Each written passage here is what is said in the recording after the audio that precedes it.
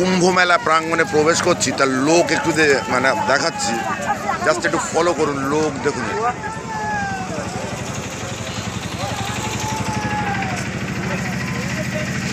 যাই হোক, মানে আমরা বাসে এসেছি, বাস পার্কিং থেকে ওই মানে ট্রেকার ঠিক নয়, ওই 407 টাইপের গাড়িতে করে 20 টাকার বিনিময়ে আমাদেরকে নামিয়ে দিয়েছে 16 নম্বরে।